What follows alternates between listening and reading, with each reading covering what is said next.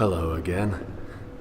I guess it's time for us to chat, as is our routine. Not to imply that this is unwanted. In fact, I think I'm growing rather fond of you.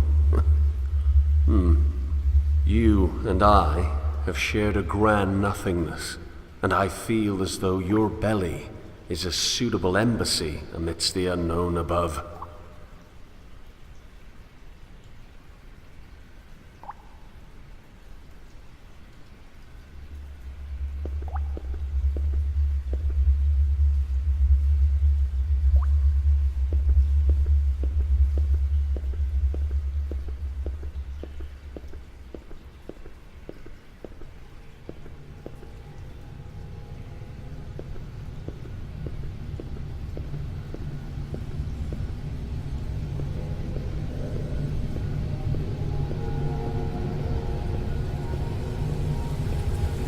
Do you want me here?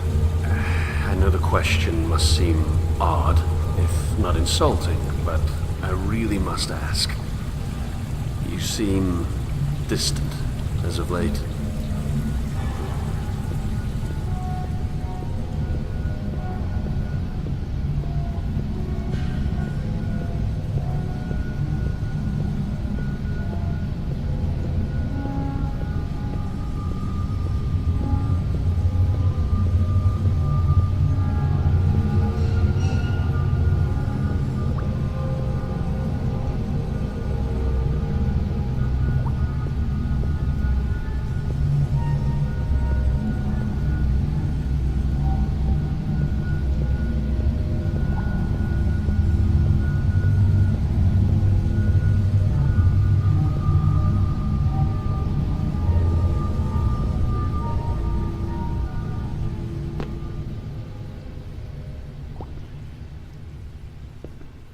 Admittedly, and please do not take offense, your innards sometimes frighten me.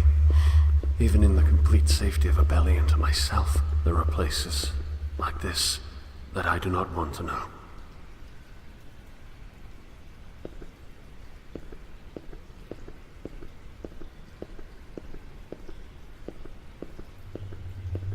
I wonder if the dwellers would cluster together like rats if they really understood the true value of isolation. All of their pathetic little wars and ridiculous assumptions of superiority would be washed away if they all had their own private labyrinths to roam around in. Granted, they could never understand the importance of the individual, the megalomania of justice in the guild order, and yes, even the unknowing. It's far too strong. There really is no point in even attempting dialogue.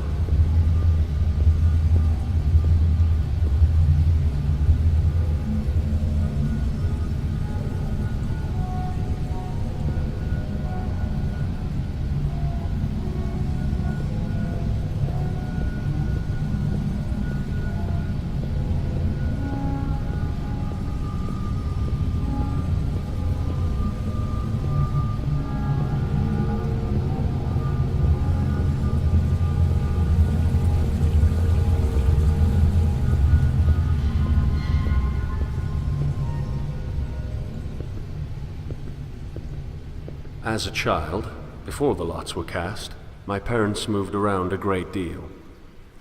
State of motion was not constant, of course, but it was frequent. Honestly, I loved the newness of it. I loved feeling like a sculpture, clay added over and over, but with an artist always ready to carve from my form that which I did not require, continually reshaping my psychology. Bags in front of me during the unfortunately early hours before departure. They seemed to decrease in number with each successive voyage.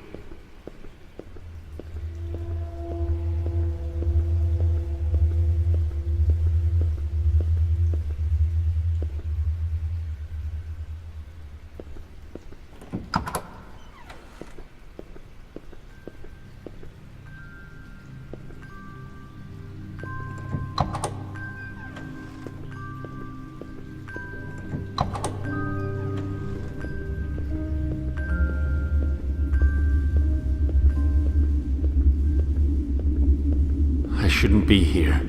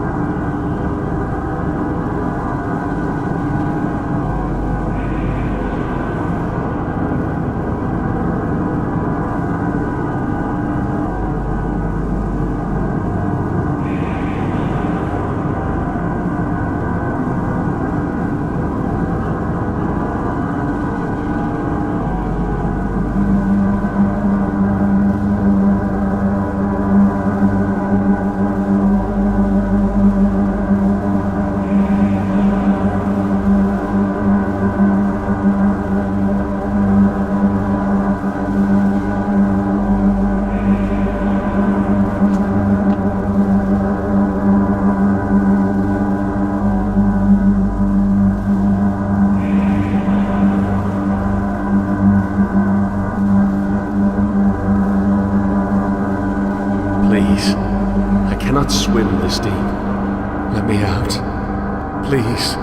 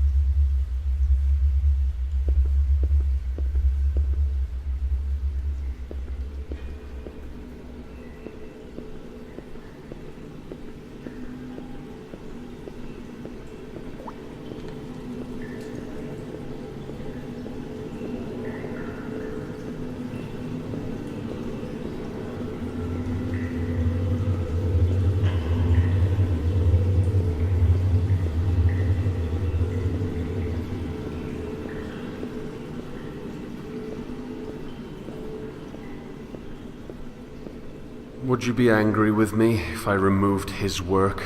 I'm not exactly a fan. Before I assumed this portion of your stomach, he existed as a parasite, eating away at your flesh before making his escape. I'm told that he refused to accept the sustenance you haul in from the outside. Some say he went insane after attempting to live off of the unclean water.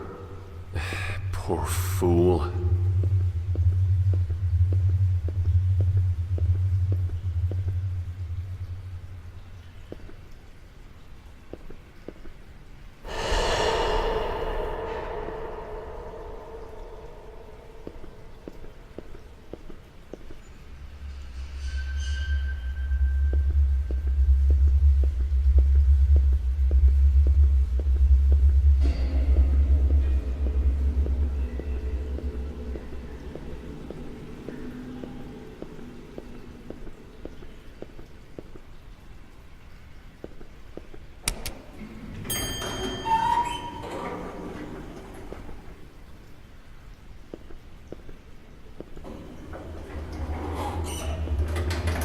Shall I ascend to your lungs and feel your breath? I think that would be lovely.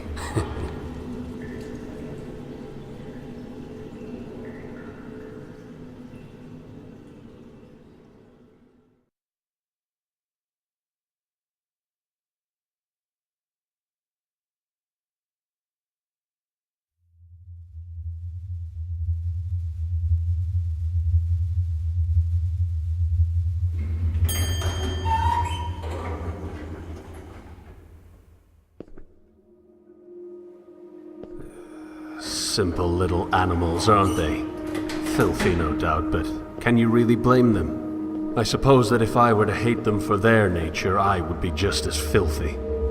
It's an odd position. To hate a rat for being a rat is to make oneself a rat all the same.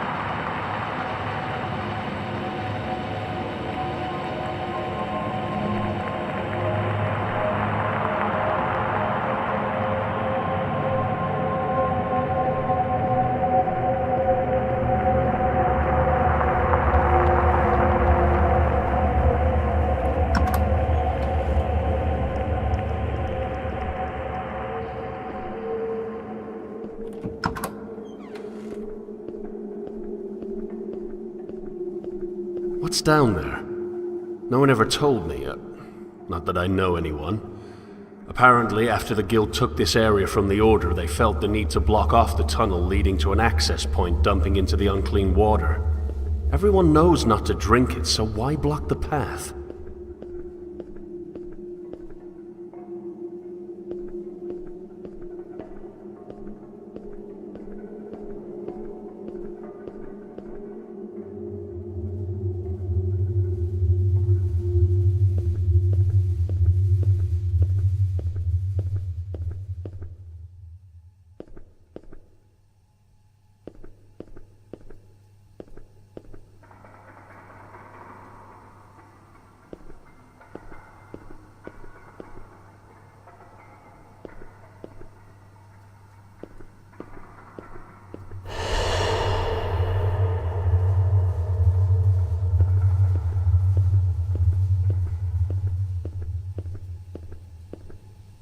I don't think I'm a particularly condescending person. I'm just frustrated. I don't understand why we have to keep doing this. This conflict. Unfortunately, telling a group of people what they're doing incorrectly communicates that you yourself are doing that thing correctly. If only that were true. If only I was above this, rather than beneath everything.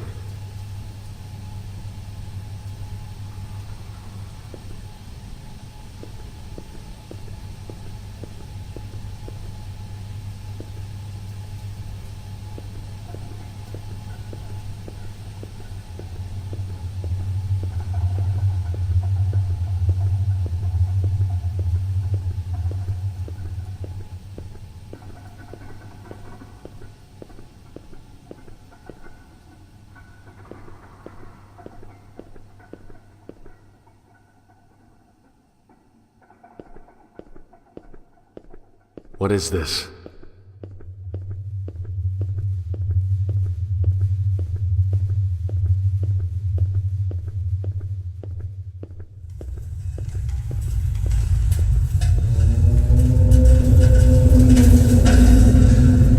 What are you protecting me from?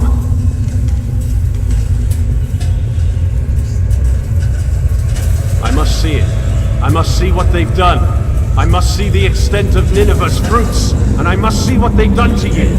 Tarshish is nothing but a distant glimmer on the banks of void. There is nowhere now but you, and you must let me explore your guts like the parasitic worm I am. Leviathan! Open these doors! Open them now!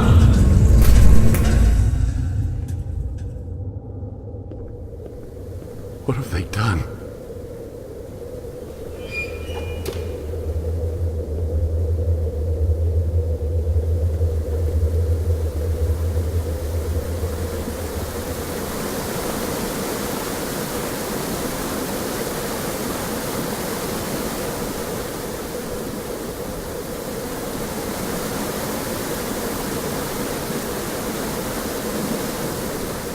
I've had enough. I'm sorry.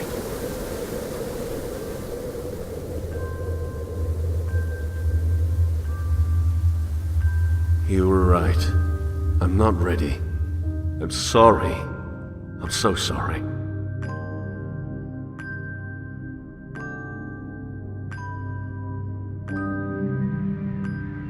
It's a horrible cycle, this existence.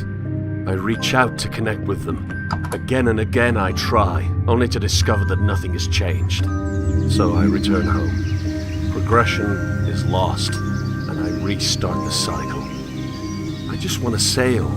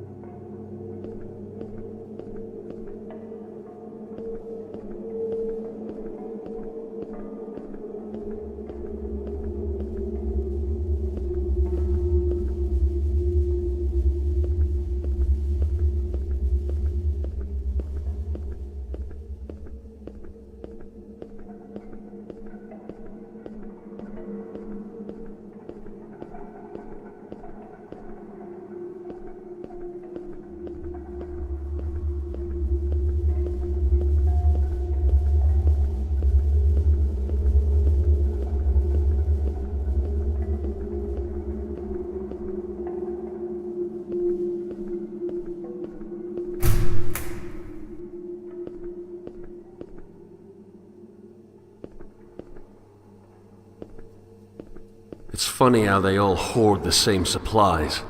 All of it from the old city, and all of it wasted.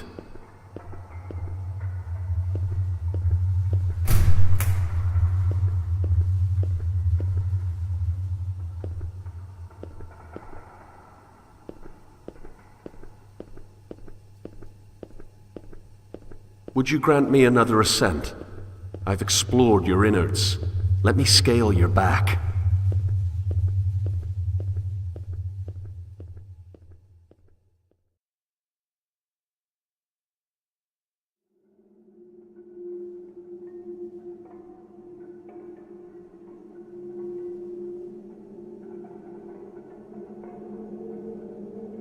It's always struck me as odd that evil is never self-aware.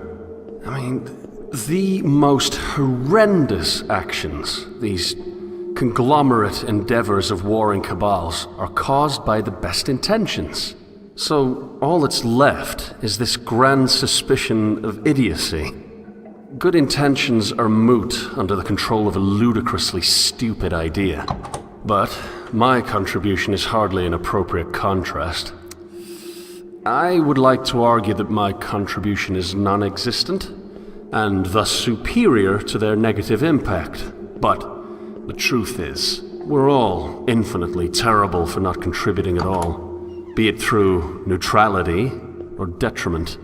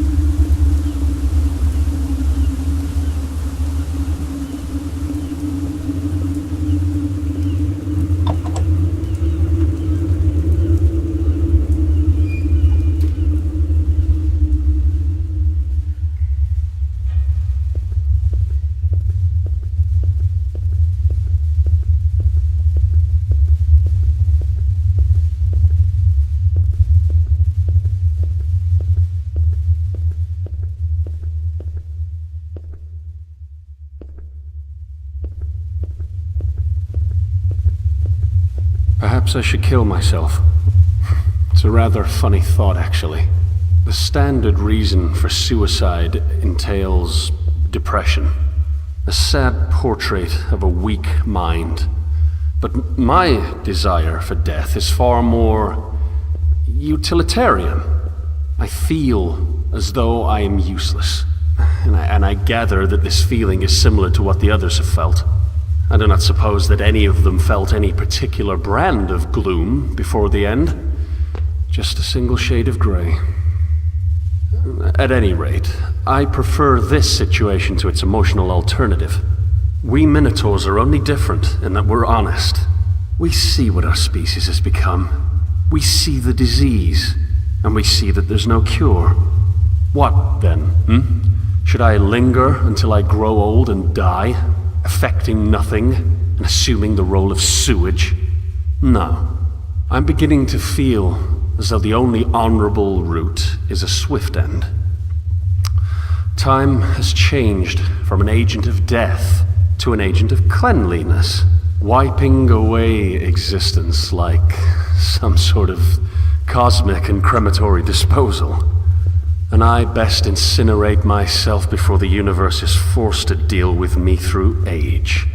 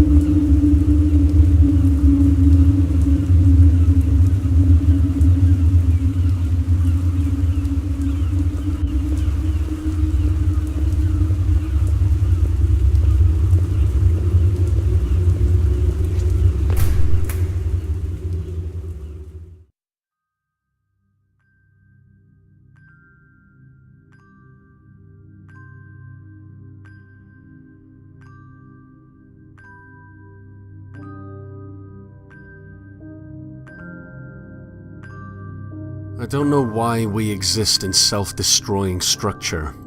We all share a fondness for that which is correct, and we're all certain that we have it. But there must be a way for that loyalty to flourish without burning the last shreds of coexistence between our species. That is, a species that is primarily defined by its diversity. I don't know if I'm arrogant for assuming that my desire for progress is any indication of my task as a catalyst, but I tried to find Tarshish already. Only in my attempted escape did you find me, and I do not believe that you found me without reason.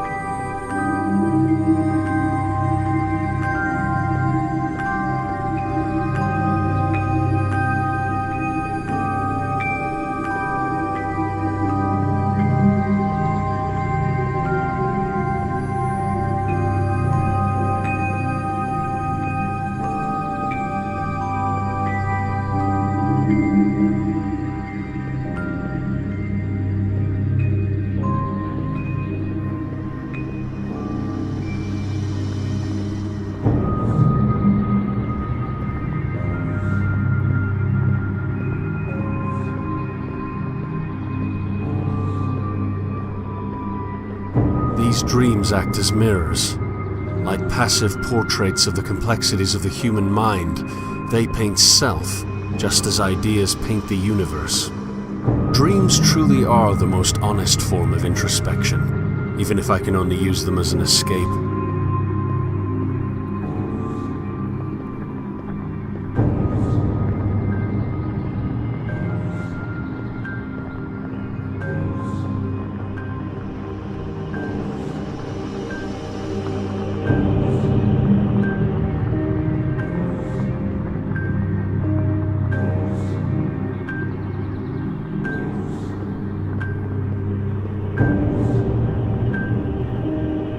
Of course, if this mirror is to be trusted, then I'm just as vile as the others. The contrast between my reality and this one tells me that I do not belong here. The only thing I have that they do not is a fondness for this new world.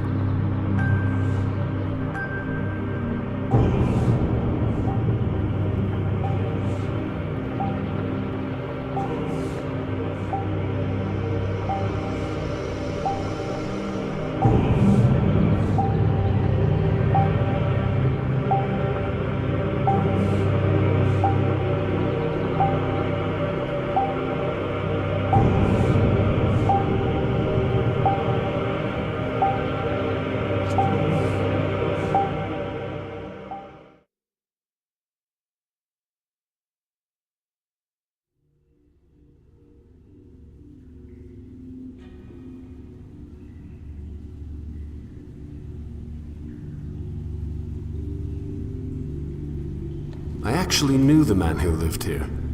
I believe his name was Solomon, though he insisted that the matter was irrelevant. During the few times we spoke, he seemed ungrateful to the point of mental masochism. He would consistently act as though you have somehow maliciously trapped him within your confines, to limit what can be done with the outside. I, of course, know you better. You and I have a special relationship.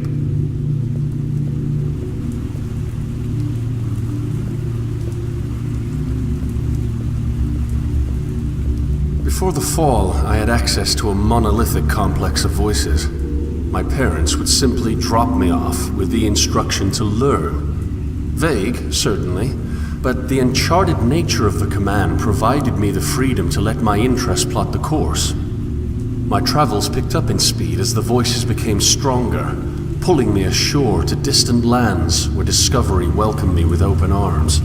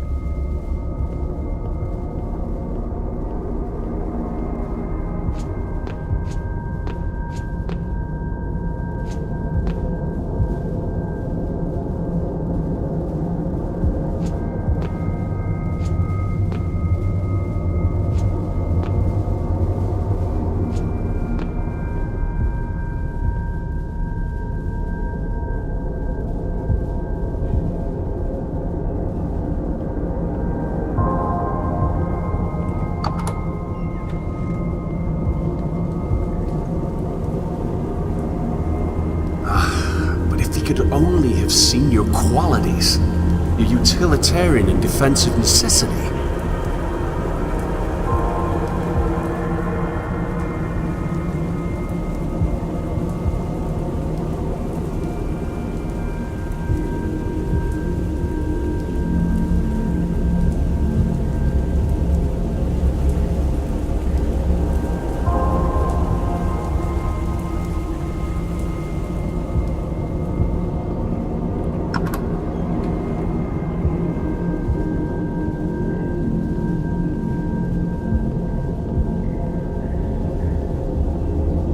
Naturally, I have my moments where I wish I could sail, but these are nothing but unchecked emotional discharges amidst an otherwise passably clear and somewhat intact realism. Solomon never could stop the dreaming. His unrestrained imagination grew until the contrast was too much, and he was forced to take the honorable route, like so many of the others who litter the walls of your interior.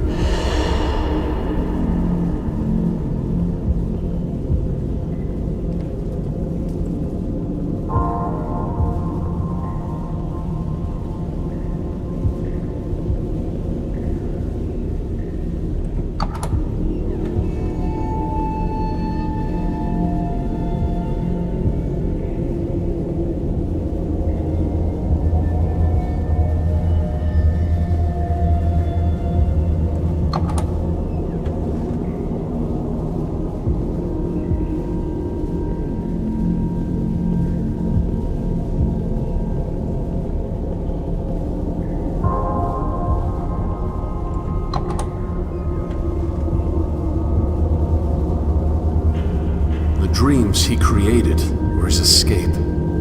I often feel as though they can only function as such.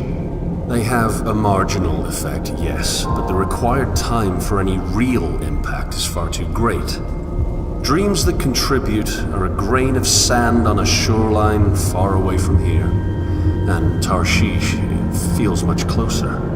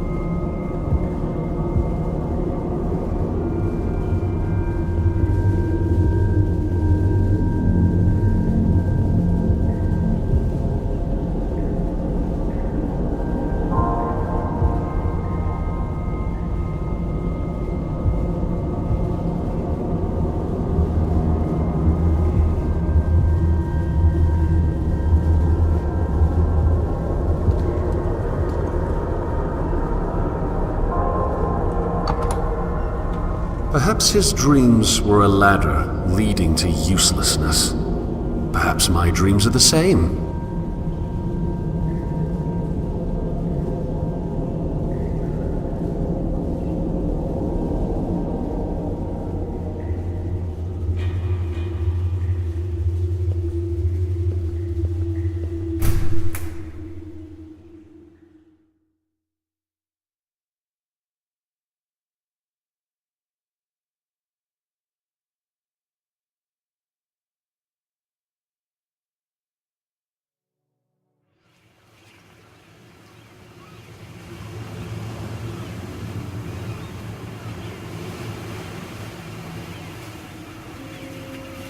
How much do you know of the old world?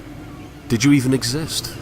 Were you thrown overboard when your fall occurred, floundering in a new and terrifying negativity? My transition was not a comfortable one, so in this we can feel a measure of companionship.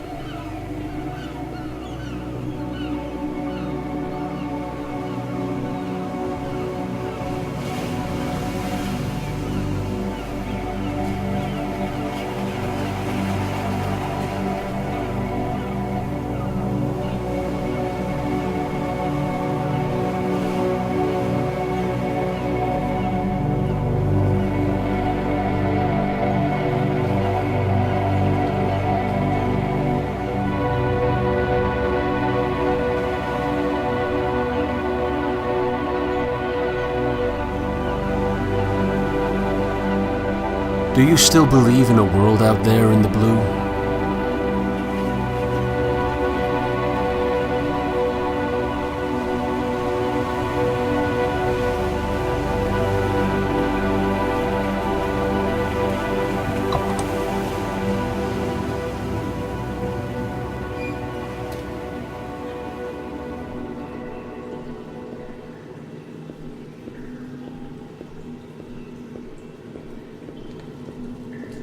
Books on top of books on top of books. Voices creeping in from the vasts of a larger and more ancient world, now trapped in the claustrophobia of narrow minds and cold halls.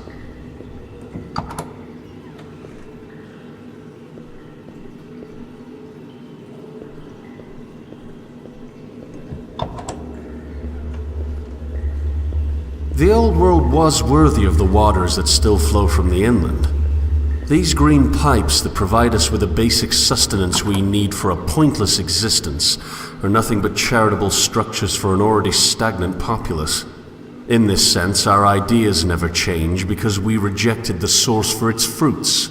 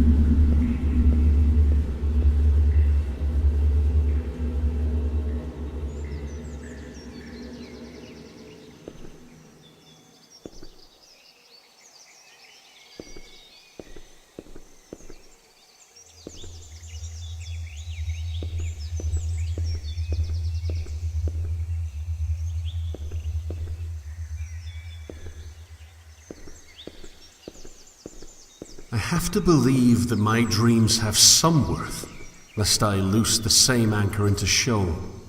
I have to believe that creation itself can bring life to cyclical demise.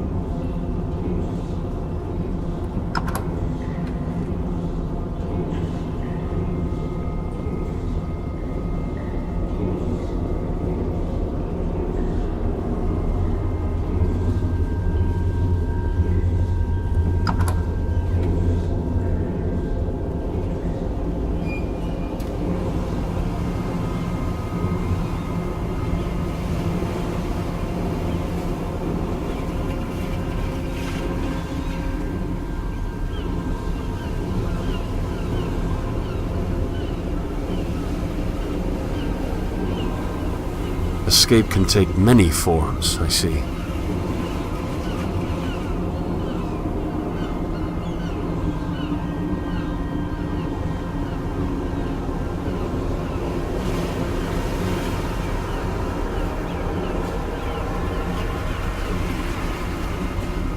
They all do the same thing. They all claim a certainty that makes the certainty of others moot. Yes, again and again I know. Truth must be compatible with itself. But is that not illusory? Is truth itself not something that is in essence unattainable? My realism's present, but so are my dreams. And to claim otherwise is a dream all the same. It's as if they have dreamt of a world without dreams. It's as if their world is one in which truth has revealed itself in an anthropomorphic turn, allowing us all to see it clearly and grasp it amidst the darkness. Sad, yes, that we all see a different beacon. Now, all I see is void, and I do not know what's left other than to give up and stagnate in your belly. I may not have their full sense of certainty, but as of now, I cannot present an alternative. Truth must be compatible with itself. But that is irrelevant when truth is outside our reach. Onward with conflict, then, and onward with my labyrinth.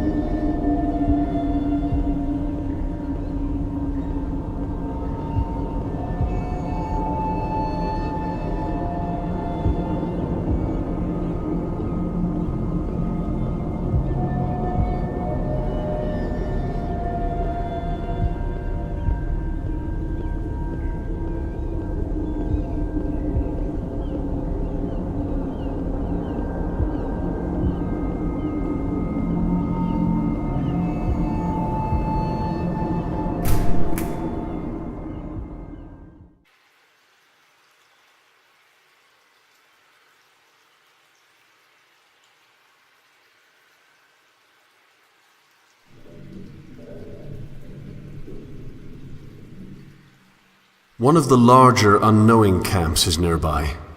Their lack of organization tends to make it difficult for them to avoid the conflicts between the Guild and the Order. Of course, the unknowing themselves make their own little raids. This results in it being difficult to maintain any sense of pity. Regardless, I'm sure the onslaught was horrendous. People never fight harder than when someone else attempts to uproot their anchor, even if that someone only does so by existing.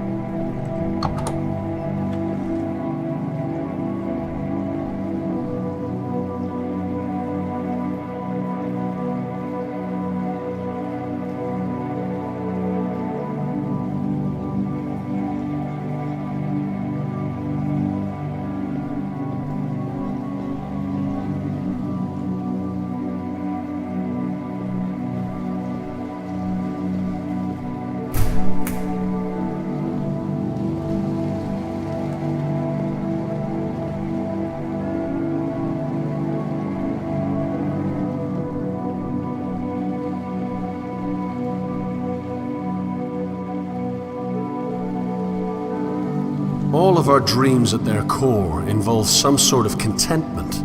This is the one desire we all share, but is it a goal that really should be met?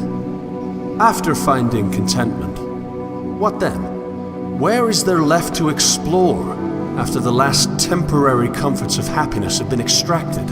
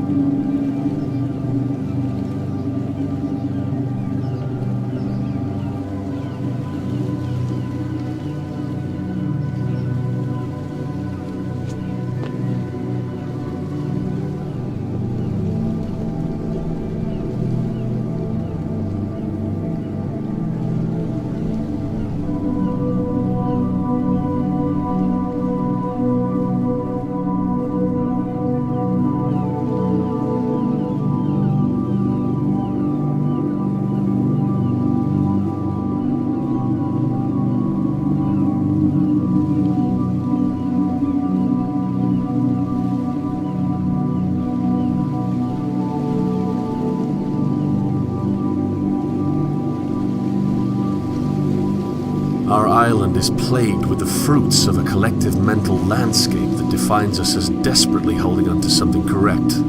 So there is no place to hide without truly secluding, or perhaps risking, the inland. On some level, I feel as though I cannot blame the dwellers. Their zeal for truth is commendable. They're fighting for something, rather than keeping it to themselves. They're acting instead of hiding. Still, must cruelty be the manifestation of certainty? If only truth did not need to be compatible with itself. If only we didn't need an anchor to be right. If only we could sail instead of collecting dust on the memories of voyages past.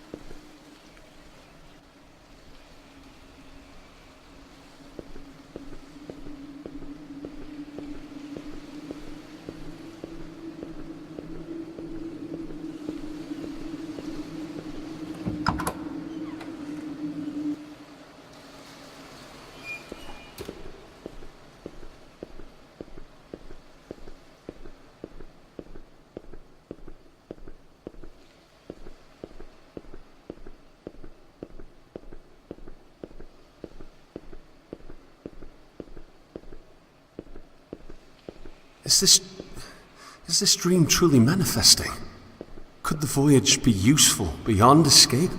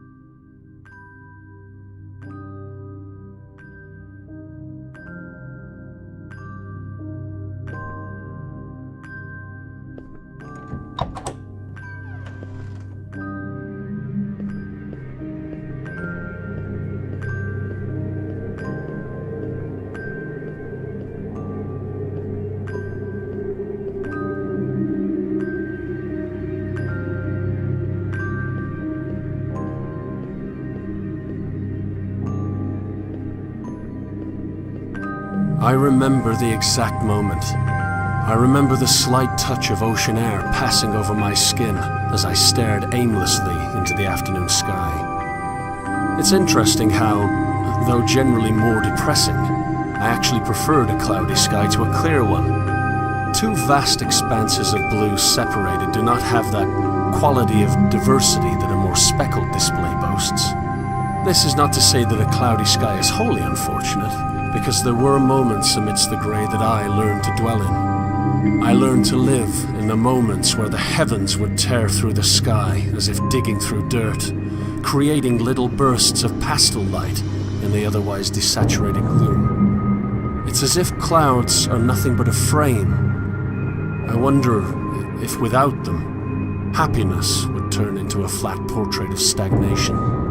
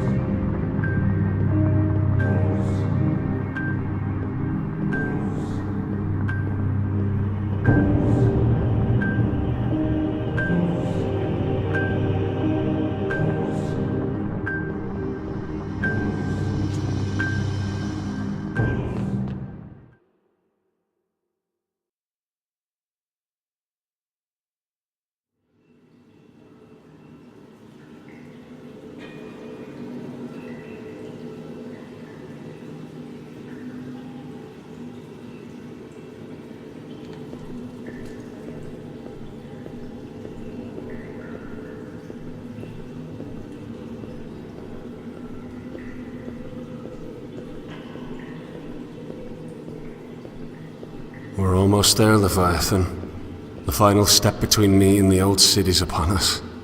I wish I could take you along.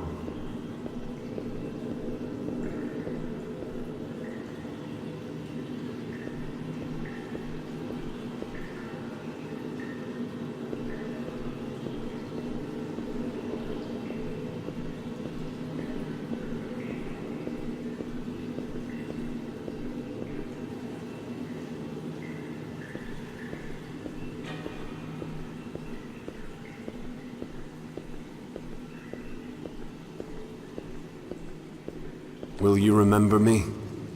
After all, I could never forget you. And how can I even begin to thank you for all that you've done for me? You protected me from a world that I was too weak to bear. But now the distant shores of another reality are calling me home. To something I've never seen before. A dangerous and unpredictable world lies ahead of me. But I'm ready to let loose the sails.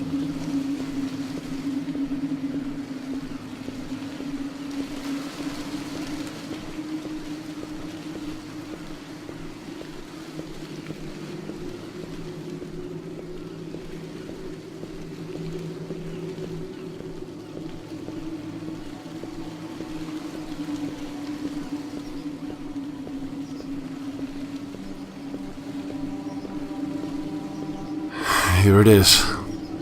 The leap. Goodbye, my old friend.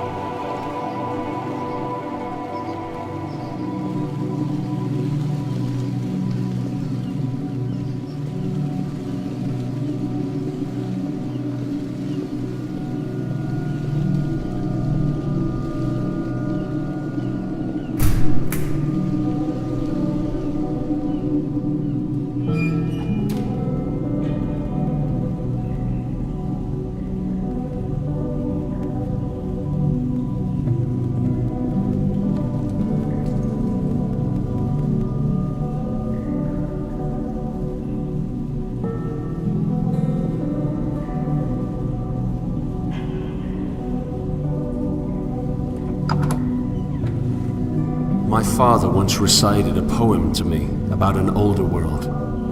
I believe it was called Dover Beach. I can still remember the imagery, just the words that escape me. We stood at the shoreline, waves crashing in, each wave eroding yet another piece of what I once believed. I think my father saw what was happening to me. He saw the dwindling of my dreams, the death of discovery. I could no longer rely on ABBA to build my dreams back up. Left with nothing, I convinced myself that there were no dreams.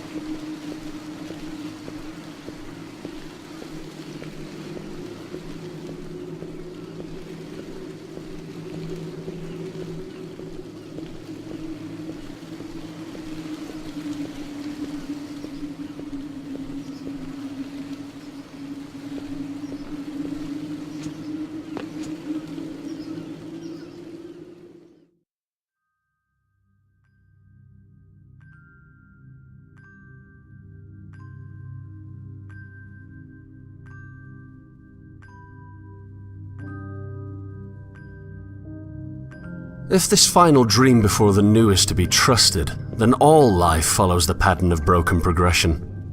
Some call it redemptive history, still others call it galvanization, yet the trajectory is undoubtedly the same. We exist on a familiar shoreline, with the waters lapping at our feet. We look back and see an explored and thus frozen world.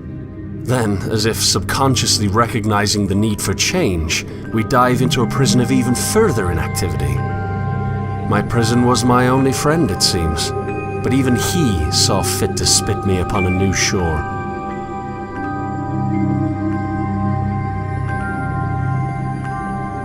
I won't lie, I do miss Leviathan. It wasn't his fault that I was a parasite, but was he necessary at all? After being cast out, was devolution in his stomach the appropriate next step? Why couldn't I have simply washed ashore to the old city?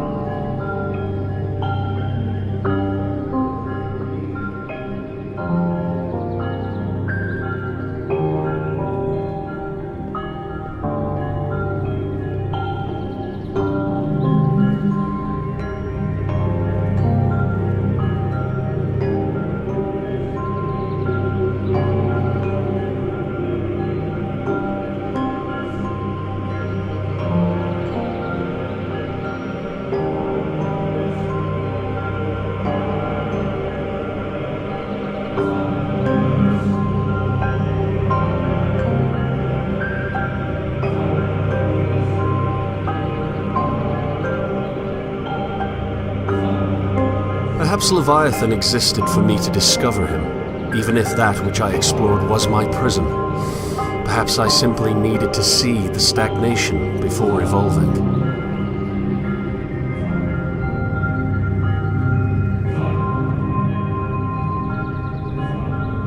When I was a child, I was given a rowboat. I wanted to sail, so the universe built me a galleon. How unfortunate that, when I got older, I no longer wished to explore.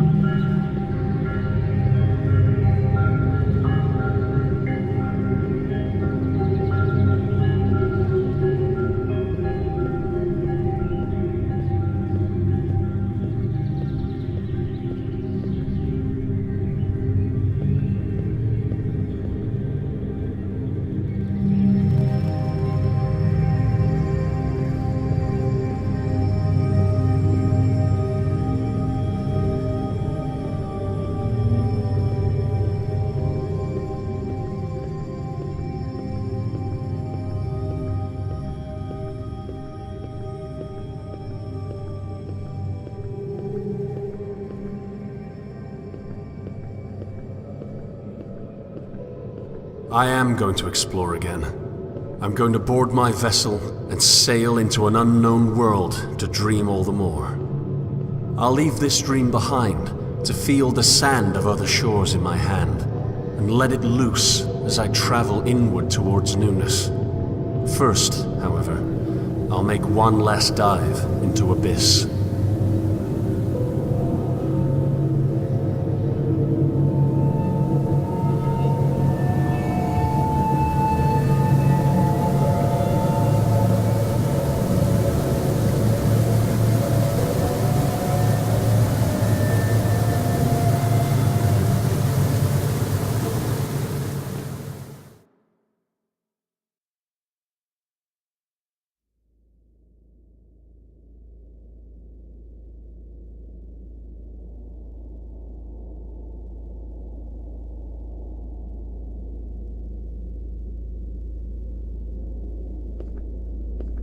Here lies my captor, the great sleeping fish. My foundation's been disintegrated. I'm left with nothing but void. However, the baby of belief need not be thrown out with the bathwater of certainty. An assertion from an assumption is still an assertion, making any deduction from that foundation subject to critique. I may not be able to deduce from a place that I know to be true, but that which I deduce from my dreams must still be compatible with itself.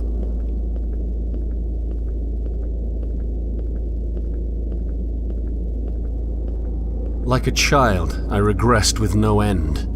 Over and over I asked, why? As each answer demanded further questioning. Eventually, I convinced myself that the regression was nonsensical, by nature of it being childish. But what if that childlike curiosity is the vessel that can bring us to usefulness? What if we put aside the certainty and adopt discovery?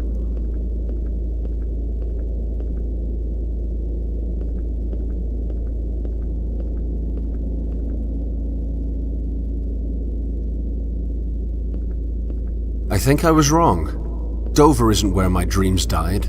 It's where one dream took over. I dreamt that I had no dreams.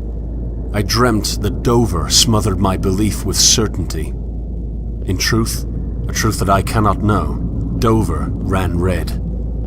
The dream of realism created a monopoly of comfortable stagnation that held me hostage until I could do nothing but cling to Leviathan's innards for safety.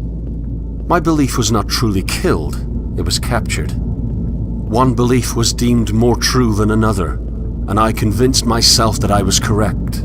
I convinced myself that I could be correct. What if this dream's monopoly was disintegrated? What if I could explore a multiplicity of dreams, never quite knowing which ones are a reality? Truth must be compatible with itself, but what happens when truth is unattainable?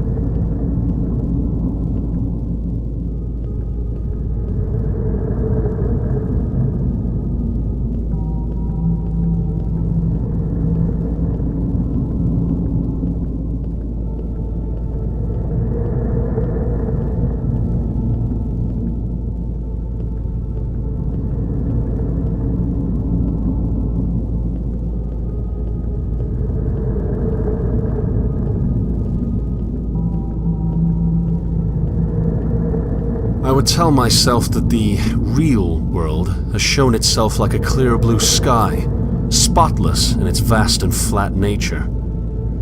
I tricked my own mind into believing that belief itself was not present. Now that the illusion has been revealed, I'm left believing that I can't know.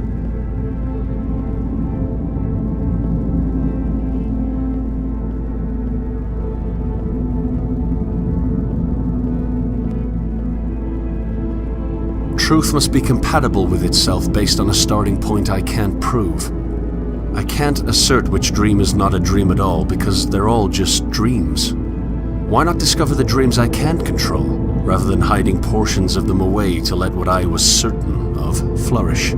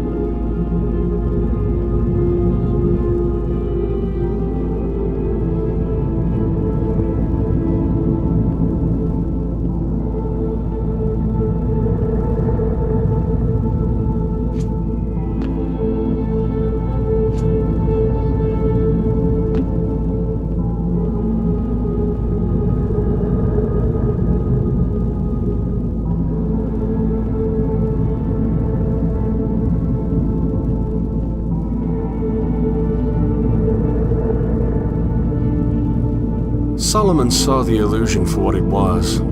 He saw that the lack of dreams was a dream itself. His downfall was in his pessimism, however. He saw the manifesting process of dreams to be too slow. But of course it is, my dear Solomon. The dreams will never manifest in our lifetime, but that's where they have their worth. The dream, the ideal, is an object whose grasp should never be fully achieved. It is in the desire for the object that our true desire should lie. We should desire to desire, and in presenting the ideal to a fallen world, we will make incremental steps towards perfection as the eschaton approaches. One giant leap for a man, one small step for mankind, Solomon.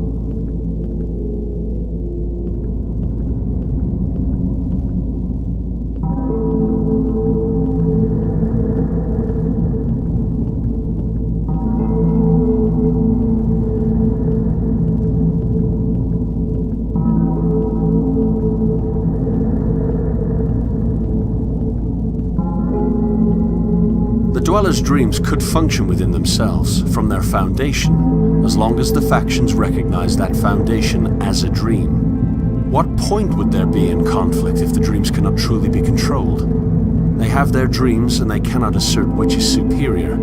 So why not sail?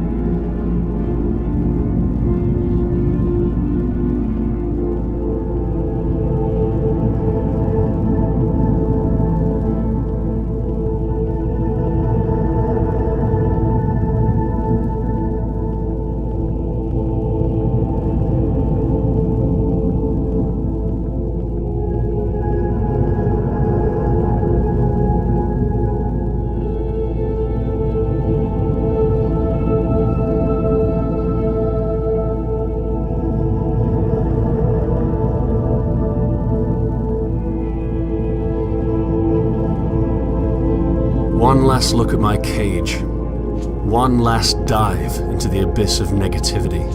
A terrible world full of terrible people, yes, but that can be changed. Epistemic humility can regress to the deconstruction of stagnation. What I previously thought to be stagnation itself, the lack of any true knowledge, is simply the deconstruction of an anchor, freeing us to traverse the unexplored.